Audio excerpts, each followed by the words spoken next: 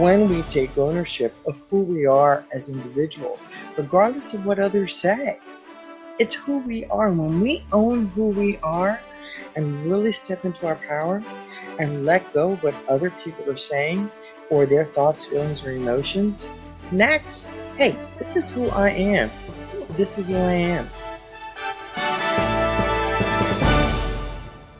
Cue music. Places, everybody, places. We're starting in 3, 2. Welcome to the Autoimmune Hour, where we look at the rise of autoimmune disorders. I've brought together top experts that range from doctors, specialists, nutritionists, researchers, and even those recovering from autoimmune to bring you the latest, most up-to-date information about autoimmunity and how to live your life uninterrupted. Thank you for joining us here on the Autoimmune Hour with Sharon Sayler. And we don't want you to worry about taking too many notes, so you can join the Autoimmune Hour's Courage Club, and we'll send you the transcripts and show notes from every episode. Sign up now at understandingautoimmune.com. Now, back to your host, Sharon Sayler.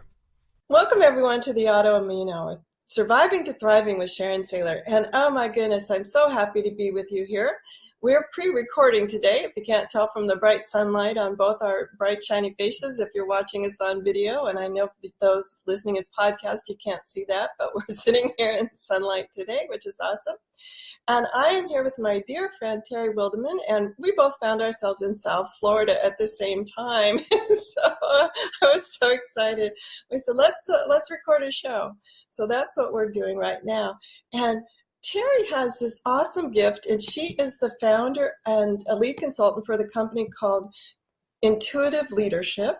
And she has awesome books, business books about leadership, but she also has a lot of insight into trusting your gut, trusting intuition. And that's one of the things I say helped me become a thriver, was listening to myself when someone would give me recommendations, whether it was Eastern medicine, Western medicine, some sort of other thing, trusting my gut, because I did do some things that are considered unconventional.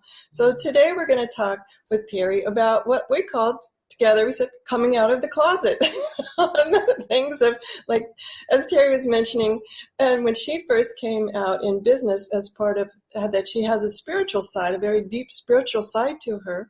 I'll let Terry tell the story, but it's so fascinating. And I had to agree with her when that first came out about me in my business world too.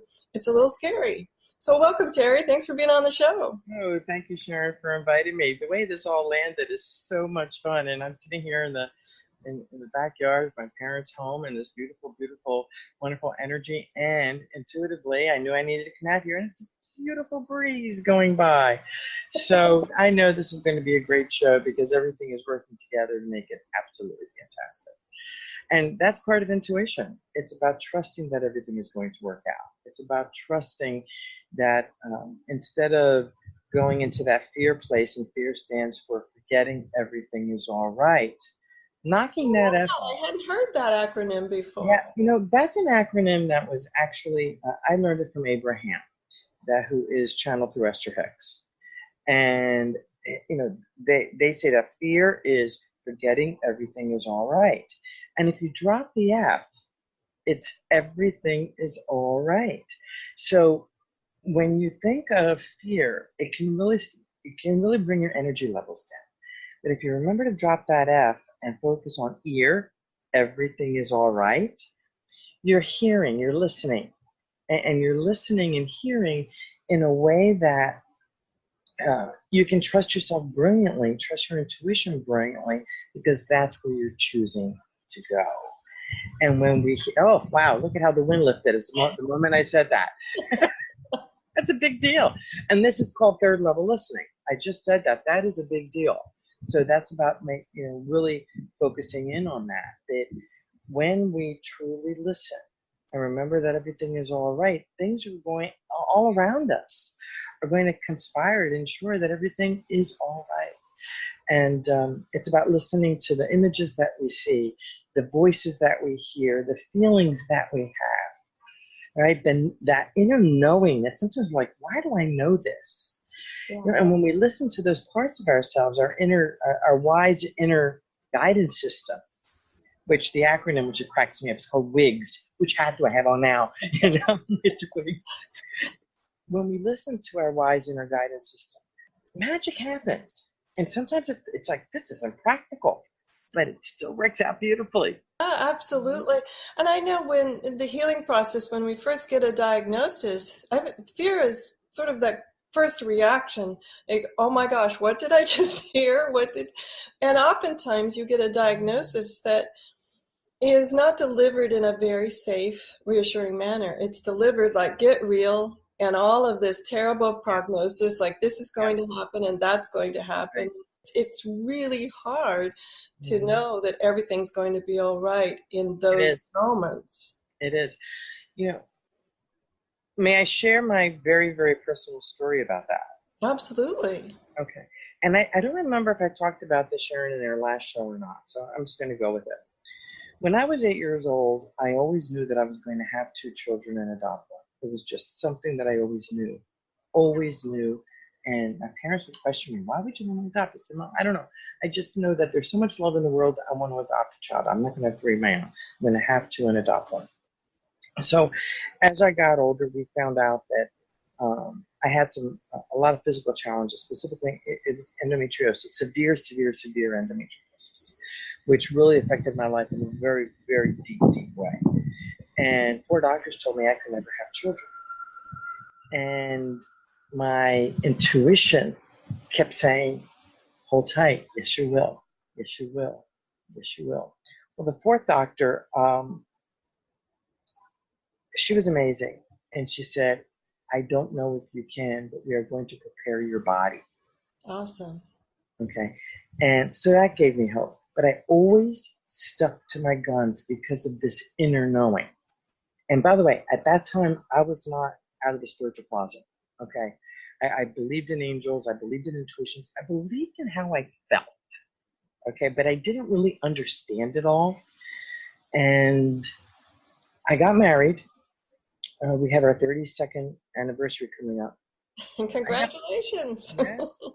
And I got pregnant 3 weeks later. Wow. My first child was born 9 months and 2 days after my wedding day. And then I had a second 4 years later. And then we adopted our third. And my son and my oldest daughter have the same birthmark on their upper thigh. Wow. Okay. So does it sound crazy? Who are we to question the universe? Who are we to question when miracles like that happen? Miracle that I had the first one. Believe me, it was a miracle I had the second one because it put me in a wheelchair. Okay. The third one, a birthmark on the same leg. I mean, you've got to be kidding me. So I don't question it anymore. I just follow my intuition, follow my inner guidance. And as practical and grounded as I am, I know that when I don't listen to those intuitive hits, I always regret it. Always. Awesome. Yeah.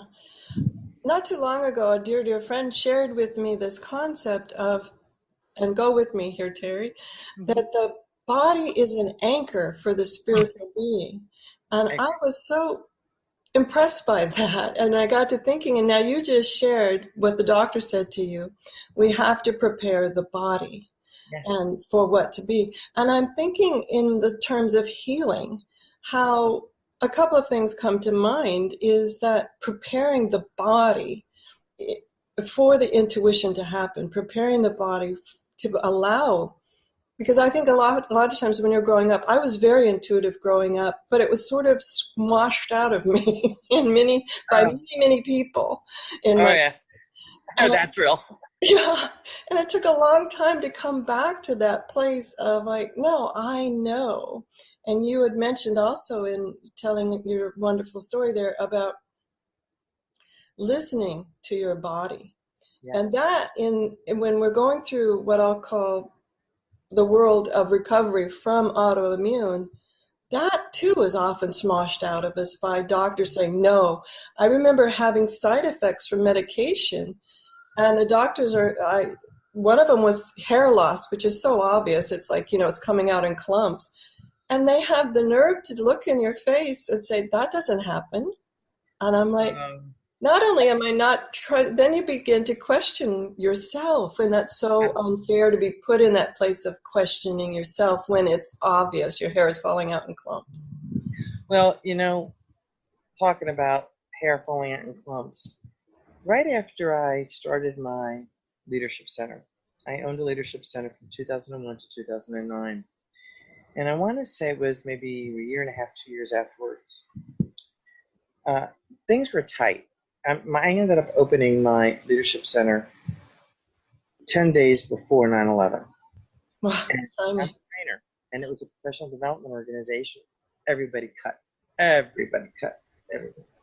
So it was challenging to get contracts and keep the overhead going. I went to Hawaii and came back and went to go get my hair cut. My hairdresser screamed. I'm like, what the heck? I had short hair, but what happened was the way it was cut, I didn't see that I had a hole about this big in the back of my head. Wow. And for those that are listening to the audio, it was about 2.5 to 3 inches round, a soft spot back here. And it was alopecia, stress history. I'm saying it's stress-induced alopecia.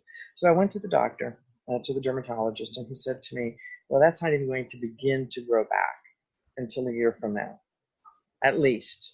And he wanted to give me all these creams and this and this and this. And I went, I will figure this out myself. No, thank you. And I told him, I said, you watch, my hair will be fully grown back by the end of the year. And I was teaching at the leadership school. I was doing a program for commanding officer spouses, the spouses who were going to take command on their ships. We're a Navy family, as you know, but the audience may know. Sorry about that. We're a Navy military family. We were training the spouses and helping them in leadership and taking on their leadership roles. And while I was sitting there during one of the presentations, I was writing in a journal. And I'm just writing and writing, trying to figure out what this was all about, because it wasn't my turn to stand up and whatever and teach. And all of a sudden, I wrote something, and the back of my head started to scream. It was very hot. It was like a poker. Wow. Was back there. And I looked at what I wrote, and it had to do with money. It had to do with finances. It had to do with not believing enough in myself that I would be able to attract what I needed to attract. And I realized that every time after that, and it's still a little hot back here, believe it or not, that's my cue. When I'm not behaving myself, maybe it's about talking, maybe because we're talking about this, but it's right in this one spot here. It gets warm anytime I start to talk about money. That's how powerful the body is. And within a year, I trusted, I listened, everything fell into place. My hair grew back, as I told the dermatologist who refused to believe me. And it was because I trusted my intuition. And I'd listened to the messages that my body was telling me. So look at this crown chakra. This is the third eye. What do you not want to see? Crown chakra going up. This is the third, in the third eye. What did I not want to see? And this part is connected right to the third chakra. And then going up to the top, the crown chakra, connecting with above and not listening to my intuition. And I realized when I put two and two together, I went, I'm not walking that talk. That's awesome. And also listening to your own body in other places or having friends. I've told this story before, but share it again, is for the longest time, a few years ago, I was having trouble with my shoulder and I couldn't figure out why. And I have a dear, dear friend who's been my massage therapist for 35 plus years. And she's working on it, trying to loosen it up. And we're both, finally, she gets an intuitive hit. And she says, well, Sharon, if we take the knife out of your back, everything will be fine. But then I thought, well, why do I have a knife in my back? And as I went through my journal and replayed what had been happening during these times, I realized there was a specific pattern to it. And then once I saw the pattern, I was like, oh, I get it. And the shoulder's been fine ever since. Exactly. The mind-body connection is so powerful. When we go into that fear place and don't listen, who's responsible for that? We are. So if we really listen, I love Louise Hay and her work, You Can Heal Yourself. I really, really do. And she opened the door for me of helping me understand, she and Abraham, helping me understand that our health, we really can manage our health. One of the things that I realized was I was constantly talking about every ache and pain to everybody that would listen. All right, this was in my 20s and 30s. I was constantly talking about it. And what I own, and I own this, oh, by the way, because it's how I was raised, frankly.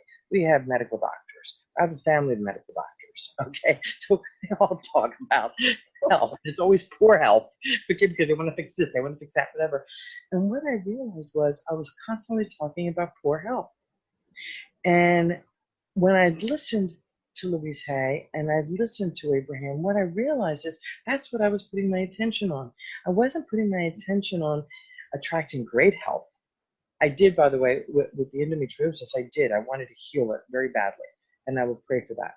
But it wasn't until in my 30s when I was introduced to both Louise Hay and Abraham that I really started to get it about what we talk about, what we constantly focus on, we expand.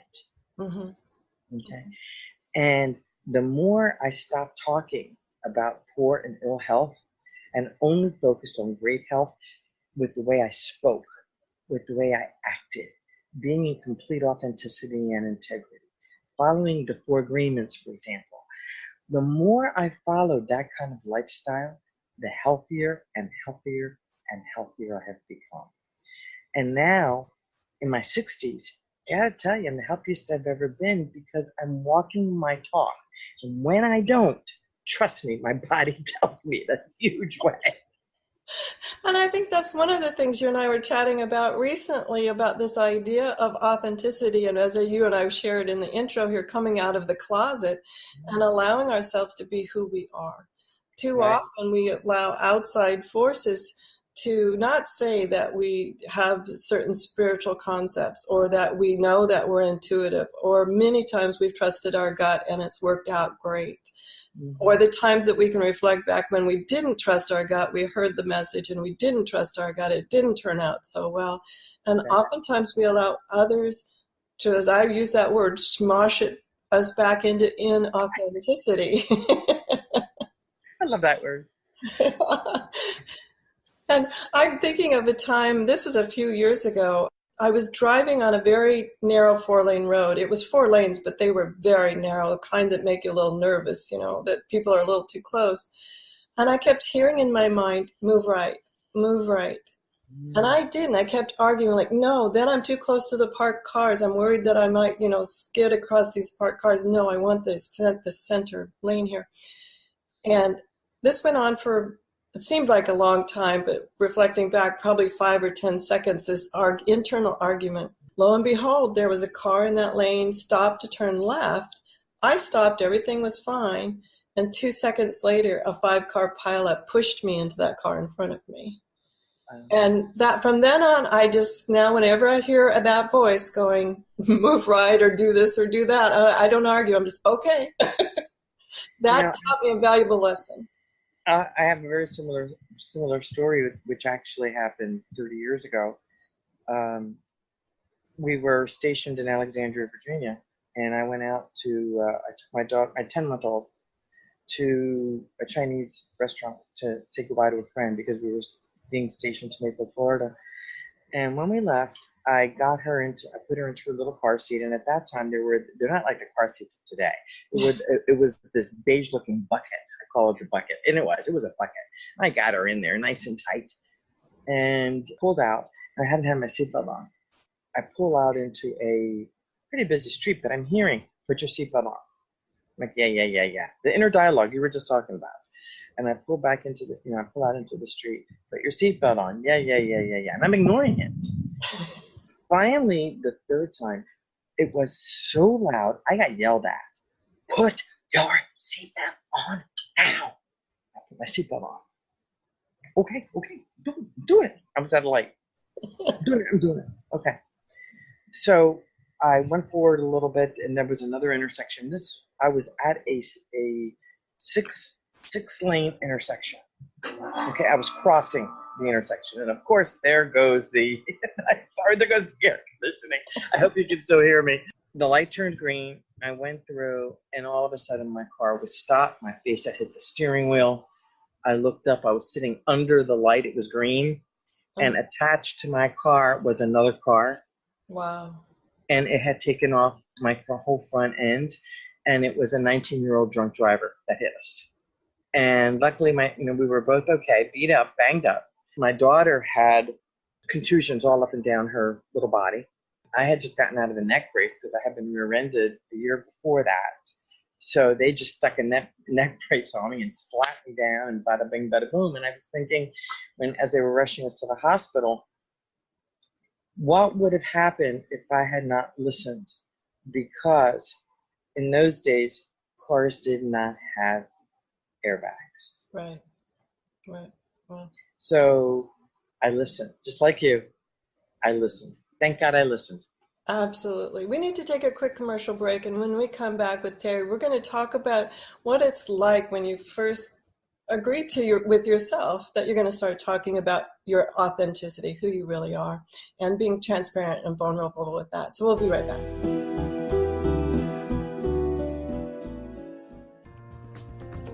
Life Interrupted Radio will return after these messages from our sponsors. It's great sponsors like these that keep this show coming to you every week. Be sure and stop by lifeinterruptedradio.com to learn more. Your conscious lifestyle on steroids. OMTimes Radio. IOM FM. Hello, I'm Lisa Berry. Join me every Monday at 1 p.m. Eastern Time for Light on Living. A chance to see new, hear different, and feel more as I shine the spotlight on all the ways to lighten the load of life's challenges. Light on Living is your link to that new way you're looking for, that new understanding that will enhance your life, and that positive connection that will support your growth. So join me and you'll gain insight and start to see things in a new way that motivates you. OMTimes Magazine is one of the leading online content providers of positivity, wellness, and personal empowerment. A philanthropic organization, their net proceeds are funneled to support worldwide charity initiatives via Humanity Healing International. Through their commitment to creating community and providing conscious content, they aspire to uplift humanity on a global scale. OMTimes, co-creating a more conscious lifestyle. Listen and imagine.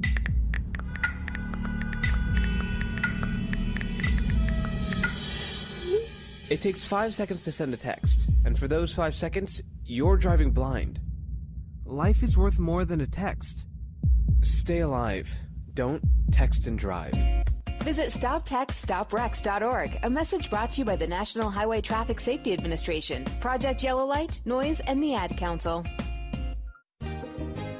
Hi, this is Sharon, and of course you know me from here on the Autoimmune Hour.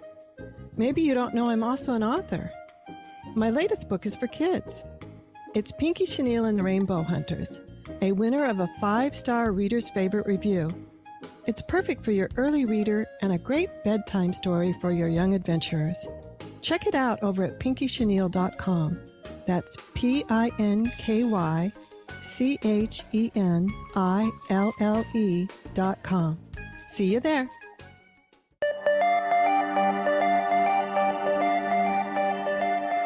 Welcome back, everyone, to the Autoimmune Hour, Surviving to Thriving. And we are enjoying a great talk today about showing up authentically with who we really are with Terry Wildemann. She is the founder and consulting leader of Intuitive Leadership, as well as an author and international speaker.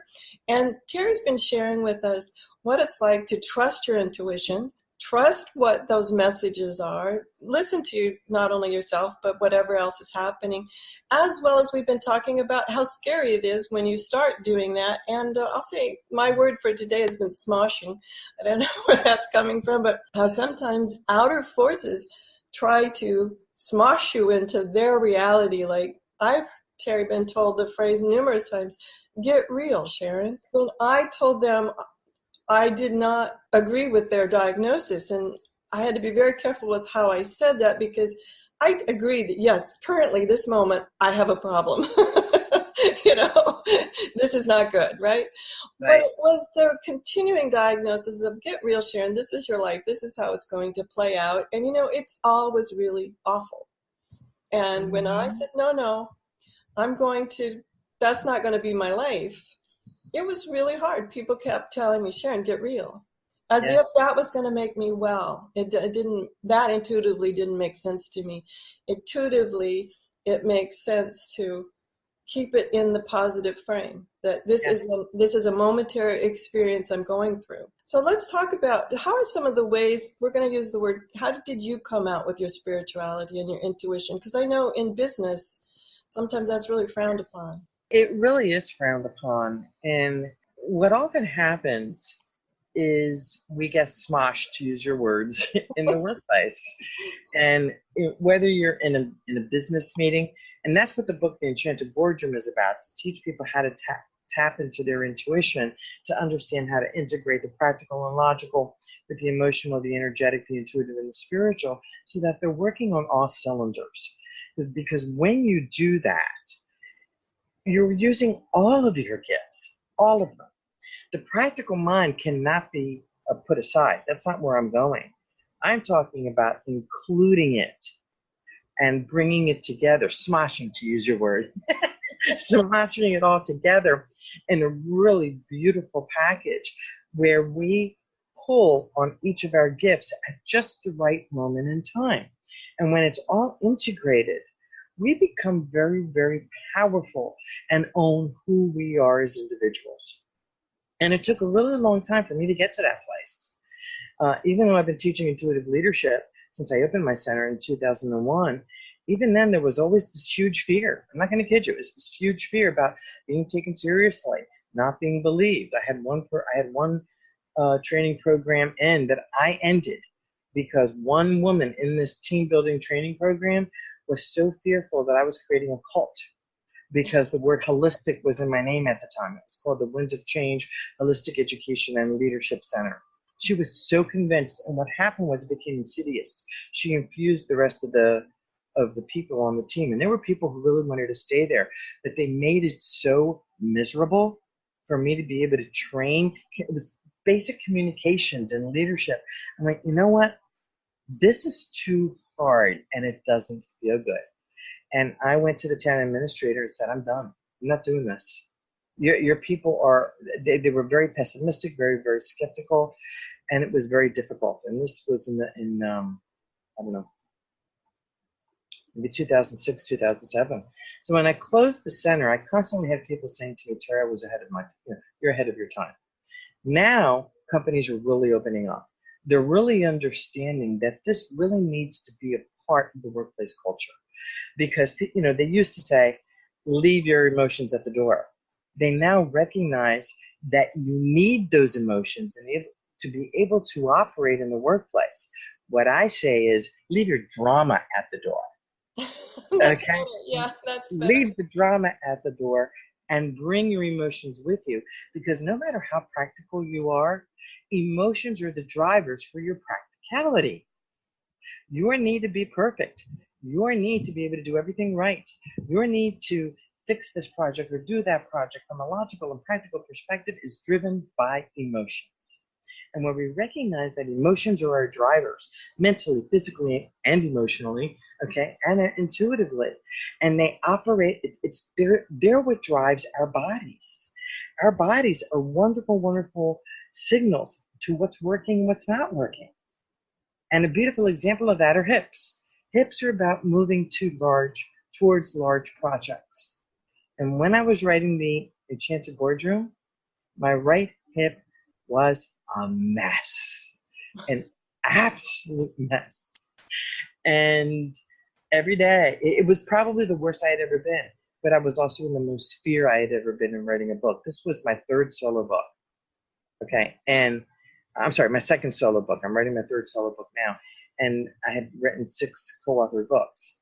But the fear with The Enchanted Boardroom was owning me. It was controlling me. Even teaching all this stuff, I was so scared to come out of the angel closet. And that's what I did. I came out of the angel closet. I started talking about angels in business towards the very end of the book. I'm talking about intuition and how our intuition is connected to our learning styles. I really got into this place. And when I went to the doctor, this was 7 months of this. I went to the doctor and they did MRIs on my hips and all this other stuff. And I would go to my chiropractor and he said, Terry, you are in much more pain than I've ever seen you compared to what I'm seeing in the x-rays.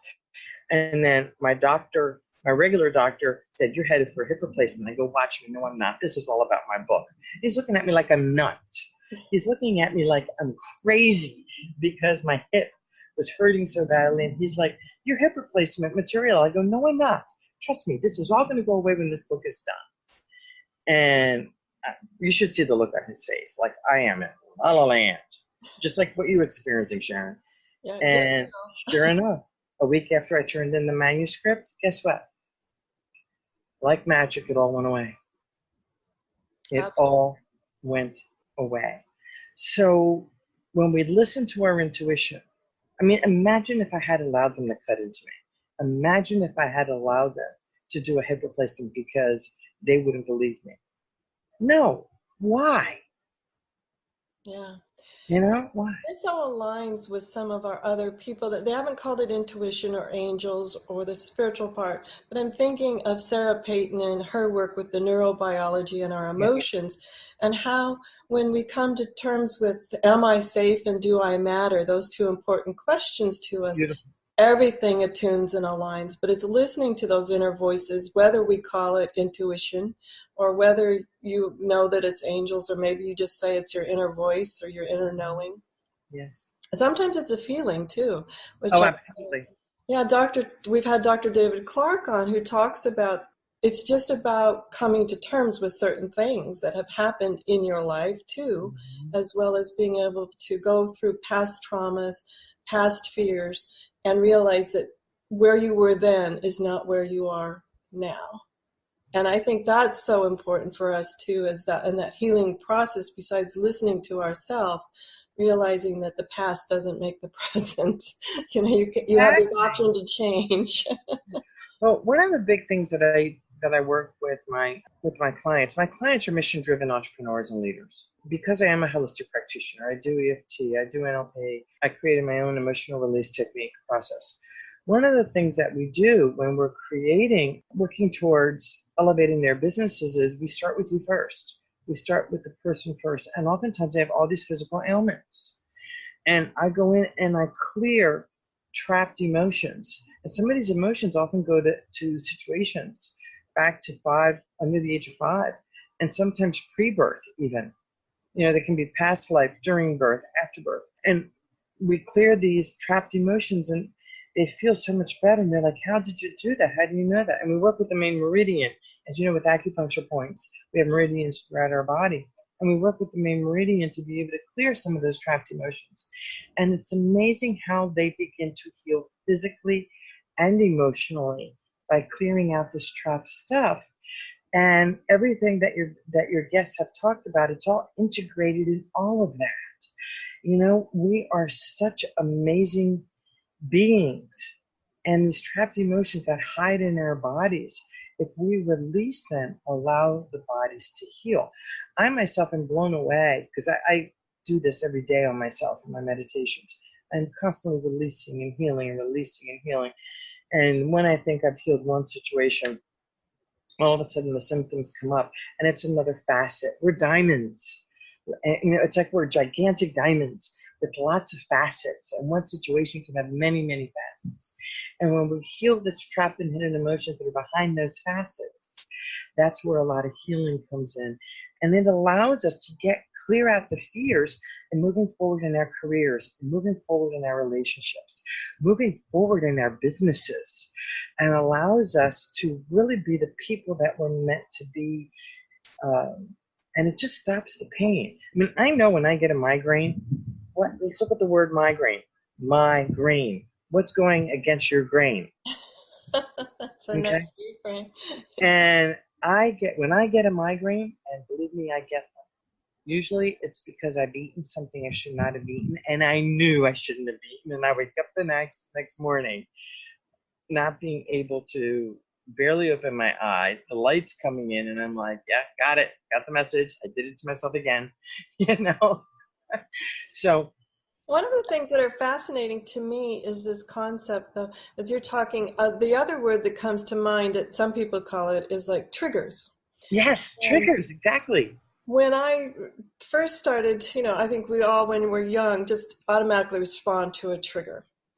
But Yes. now I'm more aware of when I first, there's that twinge where you realize, oh, trigger, oh, ouch. Ouch, yes. But And no, sometimes it's mega ouch. yes, winged me there. But knowing at that moment, instead of reacting with the past reaction that might have happened, maybe explosive anger, whatever it would be, getting back or whatever you might put onto that. I always put it into the frame, when that happens, I go, ouch. And then the next question I've trained myself is, isn't that interesting? I like that. Because then what I do is I begin to unwind is, wow, what just happened? And I can replay the tape going, okay, when this happened, I responded that way. I took the moment then to go, that's not the most helpful response. What is the response that would lead me in the right direction, whether it's healing or, emotional recovery? I love that. It is. And what I find is triggers can be so simple. The one that I find so funny, because at my age now, a lot of people are wearing readers, and one of the things we do is we pull them down on our nose to look over the magnifier, right? Yes, we I do. tend to do that myself. But the problem is, whenever I see someone do this, and I'm doing it on the video now, and that's putting the glasses on the end of my nose and looking over the top, it triggers me to a teacher that used to do this every time to scold us as children. It triggers me. I see that person's face. I immediately go back to being a child in that moment where that ouch happened. And then took me a while when I saw that happen. I go, isn't that interesting?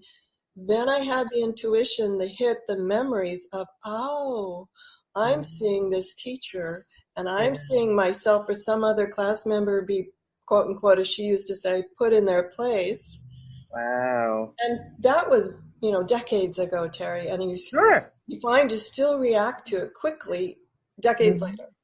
But that's a trapped emotion. Yeah. And that's where you use either EFT, Ho'oponopono, the emotional release technique, anything, any type of thing like that to clear out the emotions attached to the trigger. It doesn't mean you're going to forget the memory, but you just release the emotional side of that trigger. Yeah. So it doesn't trigger you in the future. Yeah. It's so fascinating, but just taking that moment when you feel that ouch, instead of reacting, playing the tape back and going, where's this coming from? Why, this is odd. And that's important. This is interesting. That's really important to do, because I'll tell you, once you clear out those scenarios, healing begins. Your body starts to feel better. It just does. The body is an amazing thing, and it's amazing how we hold on to things. And I do believe that this is just my personal belief system, that we are here I believe very much in reincarnation. I studied reincarnation for 2 years. 2 years, and had some amazing experiences. And I do believe that we are spiritual beings having a human experience here, because our souls need to learn something. And I believe that we come back in soul groups. And it's almost like a play that people play different roles to assist us to learn different things. And one of the things that I know about, and I really believe all that with my whole heart and soul, because of the studying and the work that I do, and the things that I've seen with people, even on my table when I used to do Reiki, and things that would come up. And what I know is all these triggers and all these scenarios and all these things that happen to us happen because we either have taken oaths in past life that we haven't released yet. So we come here in this life and we begin to release these oaths and release these things that are triggered and go back in our DNA. Science is proving, by the way, this was just articles a few weeks ago, that in our DNA cells, we are carrying memories of our forefathers, of our generations and generations of memories in our DNA. So think about that. If we're carrying these memories in our DNA and we release the negative parts of it, we can actually help to shed some of the trauma, the emotions that trigger a lot of the diseases that we have in this lifetime. It's an amazing thing, our bodies and our DNA. It's amazing. And generations of stuff, like dominoes just falling down, when we take ownership in this lifetime and listen to our intuition and heal the stuff that we're going through. I think it's a big deal. Yeah, it is. We need to take one last quick commercial break, and when we come back, we're going to talk to Terry some more about trusting our intuition and whatever other rabbit holes we find. So we'll be right back. There's been a lot of them. Life Interrupted Radio will return after these messages from our sponsors. It's great sponsors like these that keep this show coming to you every week. Be sure and stop by lifeinterruptedradio.com to learn more. Hi, this is Sharon. Recently, I delved into the world of children's fiction with the Pinky Chenille series. If you haven't had a chance to check out Pinky Chenille and the Rainbow Hunters, go over and check it out at pinkychenille.com. That's Pinky, P-I-N-K-Y, Chenille, CHENILLE.com. Thanks. See you there. Your conscious lifestyle on steroids. OMTimes Radio. IOM FM. Change and growth are part of natural life, and also part of your spiritual life. Everyone needs support and guidance, especially during life passages. Upgrade yourself with the OMTimes Experts program. With OMTimes Experts, you have access to the best intuitive coaches, spiritual teachers, counselors, astrologists, and oracles. Our team was carefully selected so you can trust. Find out more at experts.omtimes.com. Grab a cup of tea or a glass of wine and tune in for inspired conversations with publisher Linda Joy on Tuesdays at 2 p.m. Eastern. Linda creates sacred space for leading female luminaries, empowering authors, heart-centered female entrepreneurs, coaches, and healers. A soulful venue where guests openly share the fears and obstacles they've overcome, wisdom and lessons learned, and the personal journey that led them to the transformational work they do in the world. Inspired conversations to empower you on your path to authentic, soulful living. Research shows we apologize up to 10 times a day, and most of the time, we say sorry as a response to someone else's mistake. What if we thanked people instead of all that unnecessary apologizing? So instead of saying, sorry, I'm rambling, you say, thank you for listening. Join us at projectforgive.com, a free, non-religious resource on global forgiveness. Welcome back, everyone, to the Autoimmune Hour, Surviving to Thriving. And oh my goodness, we've just been having an awesome time talking about all sorts of things with Terry Wildemann, the head of Intuitive Leadership, as well as her book, The Enchanted Boardroom. And some of the things we've been talking about, and I know Terry and I love to go down rabbit holes too. We talk about this all the time off our recording here, is things like trusting ourselves. Some of the things that Terry and I talk about are all the ways that we keep ourselves small or in the closet. Yes. Whether it's our self-esteem or our worthiness, or we're too afraid to talk about something because somebody might think something of us that isn't right. Maybe I think I'm overweight, or I'm too small, I'm too tall, whatever it is, and how we keep ourselves trapped in who we are not really meant to be. So Terry, let's talk a little bit about these other types of closets that we've been calling them, that we keep ourselves trapped in. Talk to me about a closet that's dark and only one way out and all those sorts of things. So let's talk a little bit about. And that's what it often feels like. I use the term closets globally because there are so many different types of closets, and we each have different closets that we need to open the door to. And just like you said, it could be self-judgment, it could be lack of self-esteem, it could be keeping ourselves not owning up to things. You know, these closets can be all-encompassing, and we can feel very lonely and very tight in these closets. And some of these closets can be really, really huge, and some of them can be very, very small. It all depends on who we are and how big the situation is. And I know for myself, I kept myself in the intuitive and angel closet for a very, very long time. And I came out of the intuition closet first because it was safer to talk about intuition in the workplace. People talk about, oh my God, I feel it in my gut. That's a common term in the workplace. In corporate America, it's safe to say, I'm listening to my gut. And in the military, listening to my gut. People understand that concept. But when you talk about intuition, some people it's the same thing. It's just a different word. It's the same thing. They don't connect that feeling in your gut is intuition. All right. And they begin to look at you in la la land because you happen to use the word intuition. Hello. Guess what? Intuition and gut is the same thing. Gut is a part of intuition. And each of us, like I said, we're either clairvoyant, clairaudient, claircognizant, clairsentient.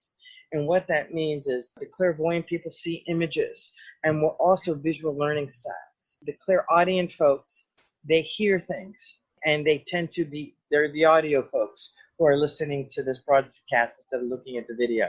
Okay, so hearing things, it's much sharper for them. The claircognizant piece is those that just know things. That it is deep intuition. They just know where to go and what to do. For example, there may be a test, or there may be something that they need to do at work, and they just know to go to this place and they don't know why. Okay? Clairvoyant, clairaudient, claircognizant, clairsentience. Clairsentience is a feeling. That's when you get the goosebumps. That's where you get all of your body tells you, and it could be through an ache or a pain or something going on. That's clairsentience, right? So your body is telling you, yes, no, don't go there. Yes, go there. So that's the clairsentience. What's the closet that comes to my mind that I hear a lot about with people when I talk to them with autoimmune? I find a lot of people with autoimmune are highly sensitive people, and that's a term, everyone, that's a term, yes. or very empathetic. Yes. Empath. And I find a lot of people that have an autoimmune condition tend to fall into those categories. And it makes sense. And I think a lot of times they have kept themselves in we'll say the empath closet or the highly sensitive closet, because too often they'll hear terms growing up and whatever, that is bad to be sensitive. It is bad to be empathic. And then when we come out of the empath closet, it's so freeing to just be, this is who we are, the authentic self. And it really is. And that's where we need to take ownership of being an empath and take ownership of who we are. I'm highly empathic. I'm going to share with you an example of that. A year ago, May, my oldest daughter, my husband, and I went to New York City because that's where she wanted to go. It was her 30th birthday, and she wanted to see a Broadway show. The one thing I said to them is, I cannot go to the 9/11 memorial. I can't go there. I just don't want to go there. And we started getting lost. We were walking through New York, and we pretty much knew what we wanted to do and not do. And suddenly, I started to shake. I got physically sick. My head started to spin. I got very nauseous. And I looked at my husband and my daughter. I'm like, where the heck are we? And we were literally, and neither my husband or my daughter realized it, and they know this about me, that kind of stuff affects me physically. We were about to cross the street to go towards the 9/11 museum. Oh, wow. And they both looked at me and looked at each other going, oh God, here we go. Because I just felt it so deeply. And they did go to the museum. I did not. I stayed outside. I stayed in the fountain area because it is beautiful. I was able to control it. I was able to put up my shields and do what I needed to do. But it's about owning who we are. And my husband and daughter know that. They know I can't go to those places because I'm too empathic. Something wonderful about that fountain area. To me, water, being near water that's moving like that is always helpful when there's a disruption. Yeah, and it's a way to calm your body down, is being near moving water. And that's what I did. I actually went to the fountains and was able to calm everything down. That they were blown away that, like I said, we were lost. We didn't know where we were. And that I felt it and got so physically ill so fast. We need to take, and I don't like to say the word we need, because need equals lack. Okay. When we take ownership of who we are as individuals, regardless of what others say, it's who we are. When we own who we are and really step into our power and let go of what other people are saying or their thoughts, feelings, or emotions, next, hey, this is who I am. This is who I am. And you and I started talking about this with being empathic and listening to our intuition. 2 months ago, I was sitting on the couch, and I've been nudged a lot lately to come out of this angel closet. And I did come out of it with the Enchanted Boardroom, but I wasn't owning it because I was still too scared. Okay. And 2 months ago, sitting on the couch, the next thing I know, my Facebook page, Angels in Business, popped up. Remember when you started, you were talking, we have a group of friends, and all of a sudden, here's Terry just to look. And you know what was so awesome? I remember that so clearly, Terry. You were transparent and vulnerable, and yet Scared out of my gourd. Yes, this is the awesome thing I think is important for people to realize. A lot of other people at that moment validated and came out of the closet at that moment They too. did. And then that changed. I knew Angels in Business wasn't quite right. It was just listening to the nudge of getting things done. And then it changed to Powered by Angels. And I knew that still wasn't it, but it felt really good. And then I expanded the name of the page to Powered by Angels and Intuition. And that happened after I did a speech in New York where I talked about trusting your intuition to succeed brilliantly. And sure enough, one of the women there, she could not stay for my specific speech, but she was watching it online. And she sent me an email saying, you are professional, you are grounded. I got the intuition piece. I'm right there with you. But when I saw this grounded woman talk about angels, you threw me. Because the people in her world who talk about angels are very, what she said, these are her words, woo-woo. Yeah, that's a common word we hear. Yeah, woo-woo. And she said, but coming out of your mouth and my sharing the stories that I shared, she said, you have given me pause, and I am now rethinking things, looking at things. So what we're doing now is we're creating a new show called Your Seventh Sense, powered by Angels and Intuition. And we're looking at launching it at the end of August and September. And we're going to be talking about these types of things and talking about incorporating this very powerful gift that everyone has in one way, shape, or form, and just learning how to listen to our intuition so that we can live a very strong, powerful, and truly integrated lifestyle. One of the things I want to reflect back on for people, Terry, that I know this has all been very powerful, but I also want to reflect back on for just the few minutes we have left. If you listen to Terry's story there was an understory there of it was a process. Yes. It wasn't just a bam, big bang moment where it all came into clear view.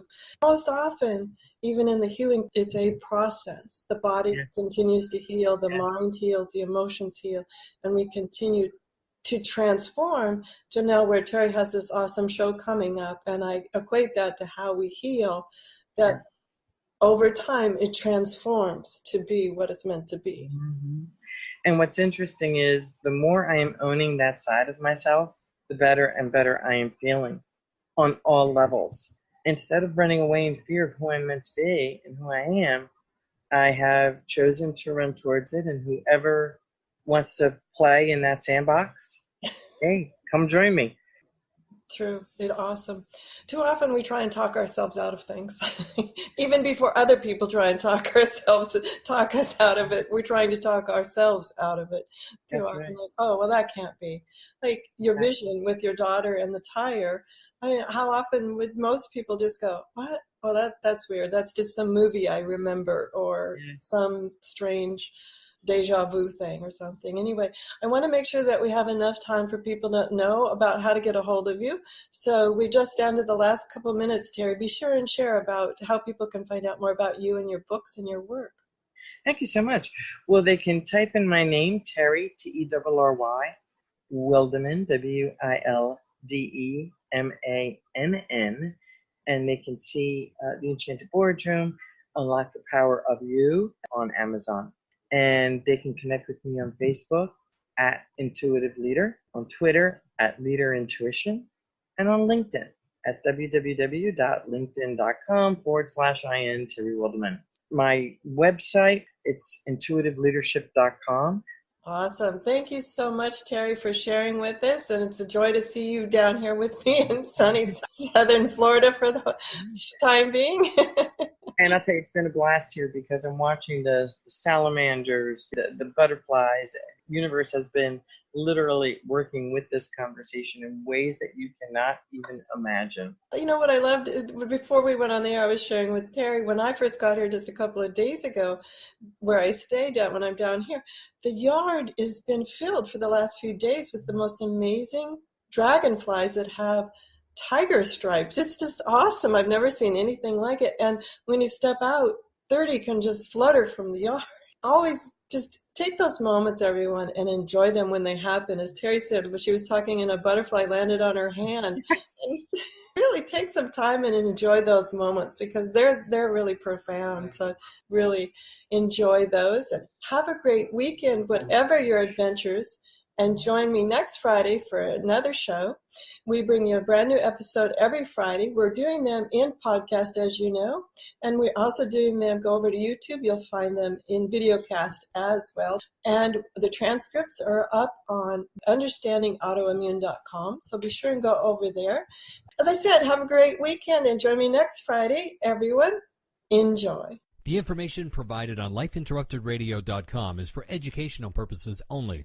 What you hear, read, and see on Life Interrupted Radio is based on experience only.